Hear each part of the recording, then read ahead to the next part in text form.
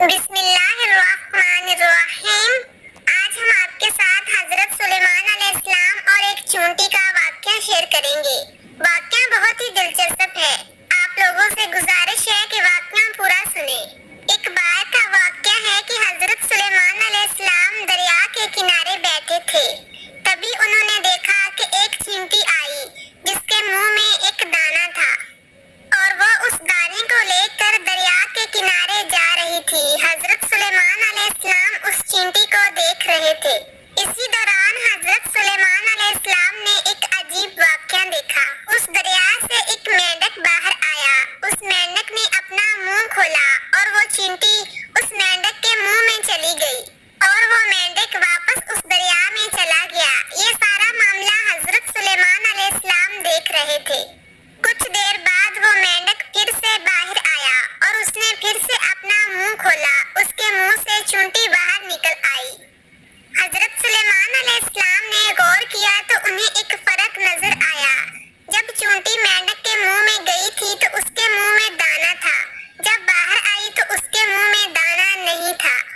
جیسے کہ آپ لوگ جانتے ہیں کہ حضرت سلیمان علیہ السلام اللہ کی تمام مخلوق سے باتیں کیا کرتے تھے، چاہے وہ کوئی چینٹی ہو یا کوئی اور مخلوق۔ حضرت سلیمان علیہ السلام سب سے باتیں کر لیا کرتے تھے اور ان کی زبان بھی سمجھتے تھے۔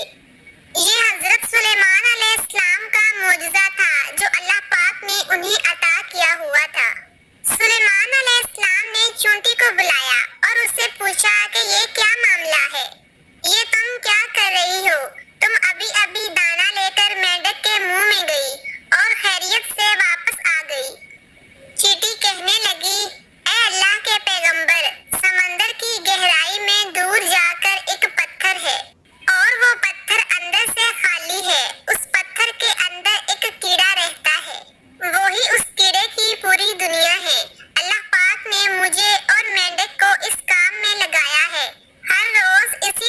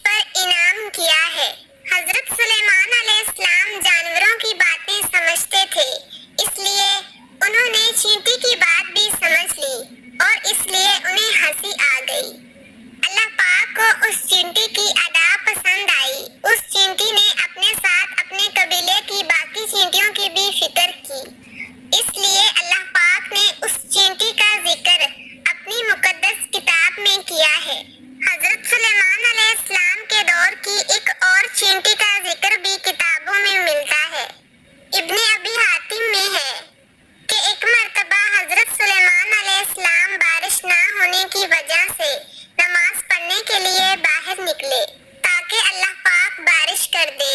یہ ایک نفل نماز ہے جو بارش کے لیے پڑھی جاتی ہے اور اللہ پاک سے دعا کی جاتی ہے۔ اس وقت حضرت سلیمان علیہ السلام نے دیکھا کہ ایک چونٹی الٹی لیٹی ہوئی ہے اور اپنے پیر آسمان کی طرف اٹھائے ہوئے ہیں اور وہ اللہ پاک سے دعا کر رہی ہے، اے اللہ پاک، ہم بھی تیری مخلوق ہیں، پانی برسنے کی محتاجی ہمیں بھی ہے، اگر پانی نہ برسا تو ہماری مخلوق مر جائے گی۔